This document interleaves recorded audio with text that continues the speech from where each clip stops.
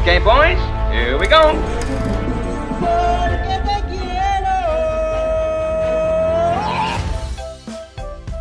Halo sedulur Celengers, lagi apa nih kalian?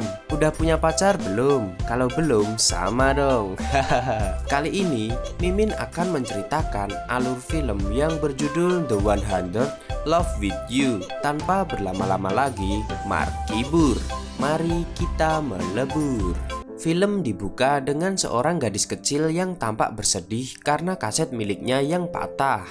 Lalu terlihat seorang anak laki-laki yang menawarkan diri untuk memperbaiki kaset tersebut. Tapi ternyata semua itu hanyalah mimpi yang berasal dari kenangan masa lalunya. Dan diketahui bahwa seorang gadis itu bernama Aoi. Saat itu dia sedang ketiduran saat mengikuti jam pelajaran di kelasnya.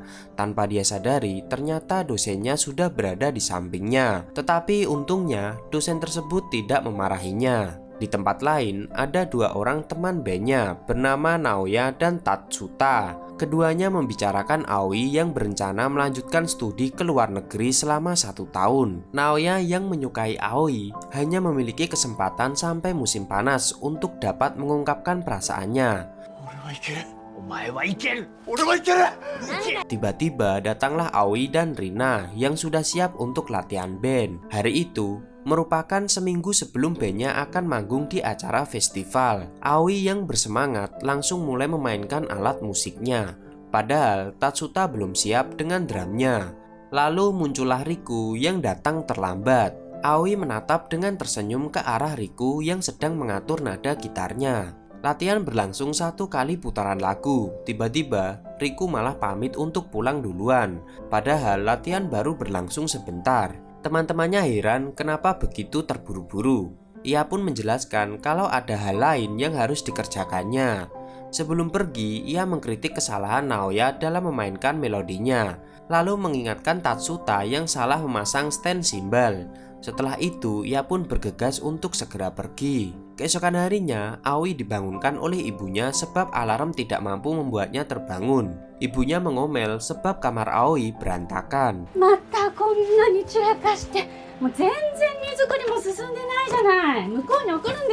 Padahal ia harus mandiri menyiapkan segala sesuatu untuk nantinya hidup sendiri saat sekolah di luar negeri. Lalu muncullah adiknya yang memberitahu kalau masakan ibunya gosong. Ibunya pun panik dan langsung berlari ke dapur.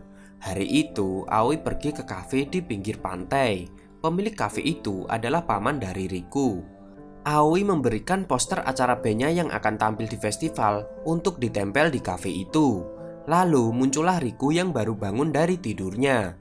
Pamannya bercerita kalau semalam Riku begadang membaca buku yang tidak jelas. Padahal ujian juga sudah berlalu. Lalu Aoi mengajak Riku untuk ikut bergabung membantu teman-temannya menyiapkan dekorasi untuk acara bandnya. Di luar kafe, Aoi dan Rina sedang melukis untuk dekorasi acara bandnya. Keduanya membicarakan tentang hubungan Aoi dengan Riku yang sampai sekarang masih belum jelas. Rina pun menggodanya akan segera mengadukan ke Riku kalau Aoi menyukainya. Tiba-tiba muncullah Riku yang memindahkan papan lukisan itu agar tidak kotor nantinya. Tak disangka, para pengebor air di belakangnya melakukan kesalahan sehingga membuat air memancar ke sekitar tempat itu. Aoi dan teman-temannya menjadi basah kuyup. Tetapi untungnya saja lukisan dekorasinya sudah diselamatkan dulu oleh Riku. Di hari lain, Aoi dan teman-temannya sedang mengangkut alat musiknya ke dalam mobil. Tiba-tiba ia melihat Riku yang sedang berbicara dengan seorang perempuan. Temannya menjelaskan kalau perempuan itu adalah mahasiswa fisika. Keduanya memang sering tampak belajar bersama. Aoi pun tampak cemburu melihat hal itu. Di tempat lain, Naoya menemui Riku untuk membicarakan sesuatu. Sebelum berbicara, Riku sudah tahu kalau yang akan dibicarakan adalah tentang Aoi. Ia pun terkejut bagaimana Riku bisa tahu tentang hal itu. Ia berencana akan mengungkapkan perasaannya kepada Aoi. Lalu, Riku pun mempertanyakan kenapa harus bilang padanya. Setelah itu, Naoya pun paham dan segera pergi. Di tempat makan, Naoya berusaha untuk mengungkapkan perasaannya.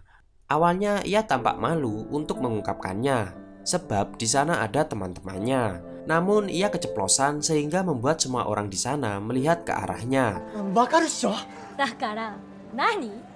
まあみんなの前で言ったら告白になんないっしょ。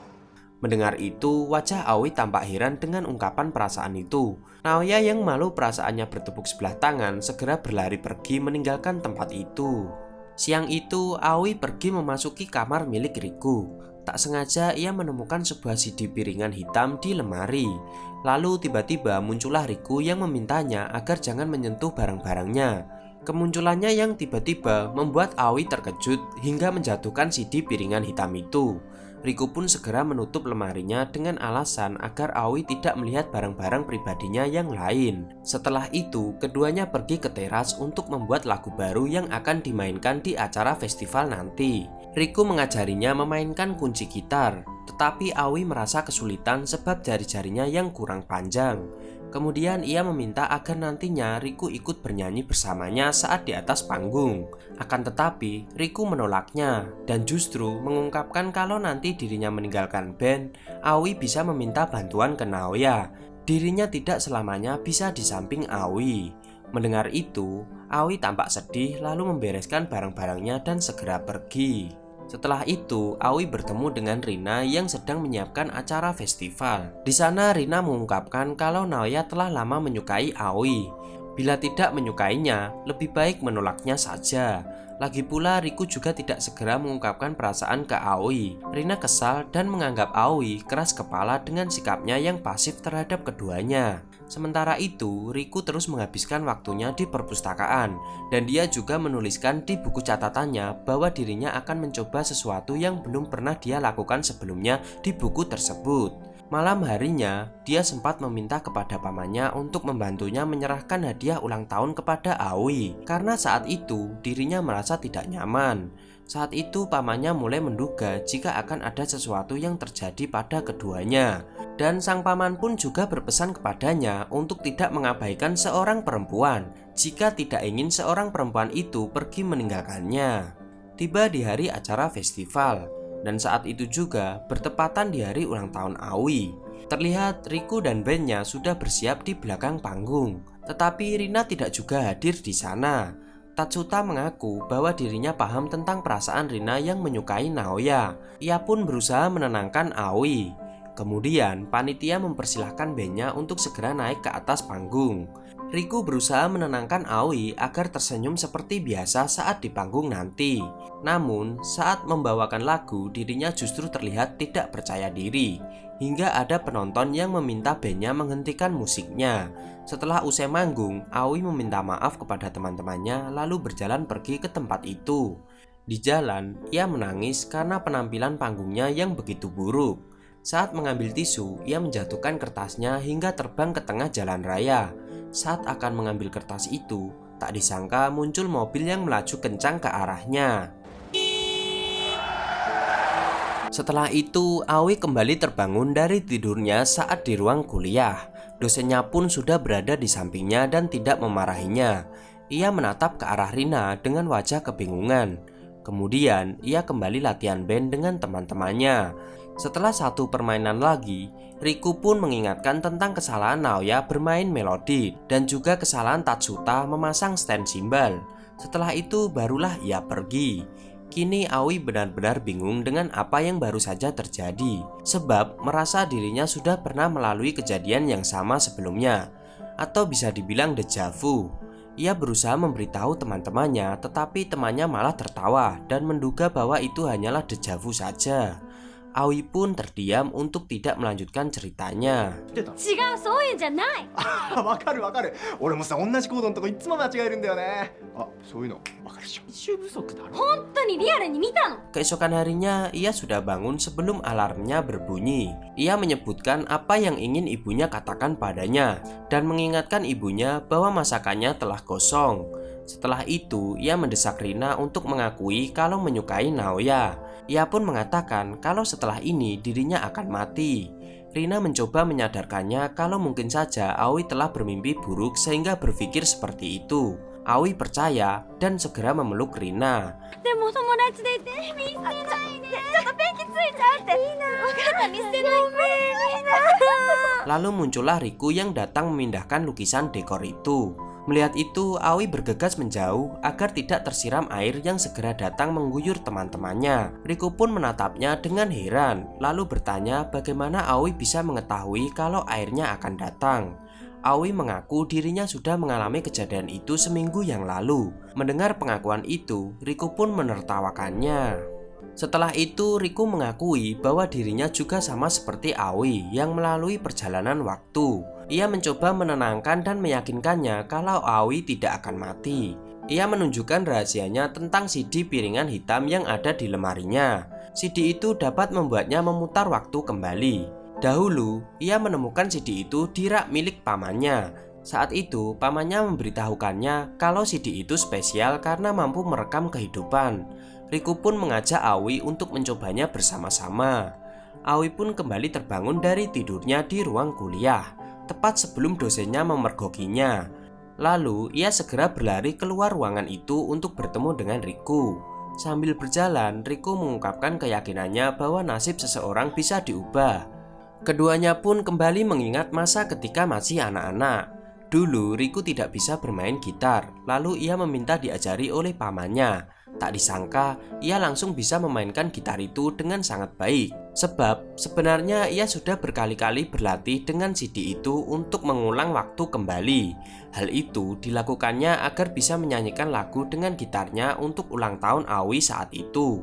Bahkan, ia mampu membuat CD dari coklat yang dapat memutar lagu ucapan ulang tahun untuk Aoi. Sejak dulu, Riku selalu berusaha agar terlihat hebat di mata Aoi.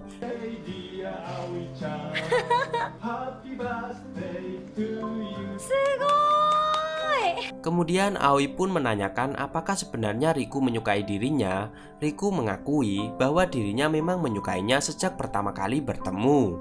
Keduanya pun kembali ke waktu musim panas sebelumnya. Keduanya bergandengan tangan di depan teman-temannya, hingga membuat Naoya terkejut bahwa keduanya telah berpacaran. Setelah malam itu, semuanya melakukan aktivitas yang menyenangkan bersama, membuat kenangan indah dengan melakukan hal yang belum pernah dilakukan sebelumnya. Suatu hari, Riku menanyakan tentang rencana Aoi yang akan pergi kuliah ke luar negeri. Dengan tertawa, Aoi menasihatinya untuk menikmati kehidupan yang sekarang ini. Hari besok biarlah menjadi hari besok. Ia meminta agar Riku jangan menangis saat nanti harus berpisah dengannya. Di tempat lain, Naoya pergi makan bersama Tatsuta dan Rina. Ia heran mengapa dirinya tidak memiliki pacar. Tatsuta membandingkannya dengan Riku, sebab Riku jauh lebih tenang darinya. Mendengar itu, Rina membelanya dengan memuji sikapnya yang polos, suka berterus terang, dan lebih tampan dari Riku.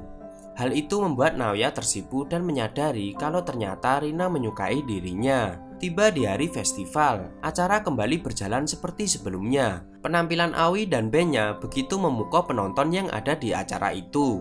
Seusai manggung, mereka bersulang merayakan keberhasilan penampilan bandnya. Sementara itu, Riku diajak mengobrol oleh MC yang memuji permainan gitarnya. Tak disangka, saat kembali melihat ke arah teman-temannya, Aoi sudah tidak ada di sana. Ia pun segera berlari ke jalan raya dan tampak sangat syok mendapati Aoi yang sudah ada di mobil ambulan.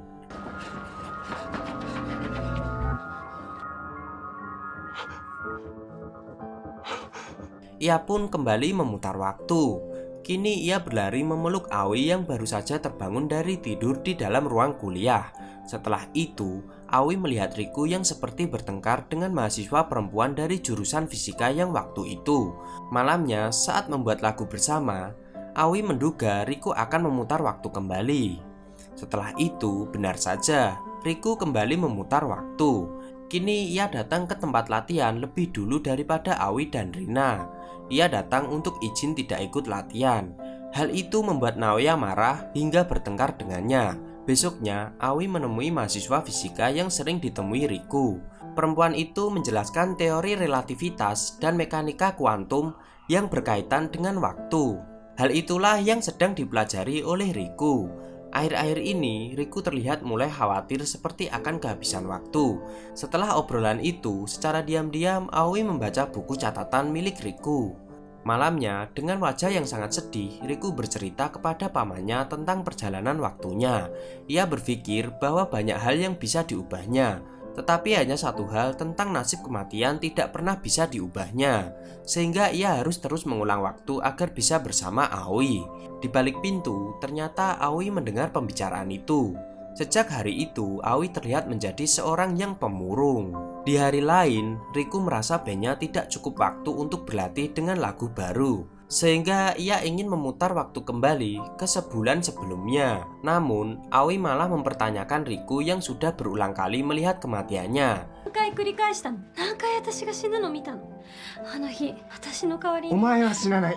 Kenapa terus-menerus mengulang waktu? Riku masih meyakini bahwa Aoi tidak akan meninggal. Ia akan mengulang waktu hingga berapa kali pun jika harus dilakukan agar tetap bisa bersama Aoi. Namun, Aoi justru mengambil piringan hitam itu dan mematahkannya menjadi berkeping-keping. Sambil menangis, ia mengungkapkan bahwa dirinya tidak ingin Riku terus-menerus mengulang waktu. Walaupun dirinya bertemu dengan Riku hanya sebentar, dirinya kini sudah merasa sangat senang. そうなの、生きてるって言える。生きてなくたってこれ以上リカの時間奪いたくないんだよ。 Tiba di hari ulang tahun Aoi, ibunya datang membawakannya sebuah hadiah. Ibunya berpesan agar dirinya dapat mandiri nantinya di tempat perantauan. Aoi pun memeluk ibunya sambil menangis. Sementara itu, Riku masih berusaha keras memperbaiki piringan hitam yang rusak. Pamannya menghampirinya dan berpesan padanya bahwa berapa kali pun waktu diulang tidak akan bisa menyelamatkan Aoi. Dulu pamannya pernah melakukan hal yang sama untuk wanita yang dicintainya. Ia sudah mencoba mengulang waktu 10 kali sampai kelelahan. Waktu memang berjalan dengan singkat. Terlebih jika hari itu adalah hari yang paling membahagiakan. Pamannya kembali bertanya, apakah waktu yang tersisa di hari bahagianya ini hanya akan dipakai olehnya untuk memperbaiki CD saja. Setelah itu, Riku pun segera pergi menghampiri teman-teman bandnya. Ia meminta maaf atas sikapnya yang sebelumnya dan memberikan lagu baru untuk latihan. Awalnya, teman-temannya terkejut sebab mana mungkin berlatih lagu baru dengan sisa waktu yang sedikit. Akan tetapi, Riku memohon kepada kedua temannya itu sampai membungkuk. Kemudian, ia menemui Aoi di tempat pertama kali dulu bertemu. Keduanya sama-sama tidak mengerti untuk ke depan akan menjadi seperti apa. Tetapi Riku mengungkapkan bahwa dirinya ingin hidup bersama Aoi di waktu yang sekarang ini. Keduanya pun pergi menuju acara festival bersama-sama. Sebelum tampil, Aoi menemui Rina untuk menyarankannya agar jujur akan perasaannya pada Naoya. Lalu ia pun memeluk Rina dengan erat. Akhirnya, Aoi bersama dengan bandnya naik ke atas panggung membawakan lagu baru ciptaannya. Lalu, pertunjukan kembang api pun berlangsung tepat setelah lagunya selesai dibawakan. Riku mengucapkan selamat ulang tahun untuk Aoi. Momen kembang api itu sudah disiapkan oleh Riku untuk kejutan ulang tahunnya. Dengan wajah bahagia, Aoi pun berterima kasih dan mengungkapkan bahwa hari itu adalah hari ulang tahun terbaik dalam hidupnya. Besoknya, Riku dan teman-temannya memandangi laut dengan kesedihan. Sebab akhirnya Aoi pergi meninggalkan mereka untuk selamanya. Kemudian pamannya memutarkan CD yang terbuat dari coklat. CD itu telah disiapkan oleh Aoi untuk hadiah ulang tahun Riku yang ke-100. Saat CD diputar, terdengar rekaman suara Aoi yang yakin kalau Riku pasti bisa menemukan kebahagiaannya. Ia berpesan agar Riku bersemangat menjalani kehidupan kedepannya walau tanpa dirinya. Dan film pun tamat.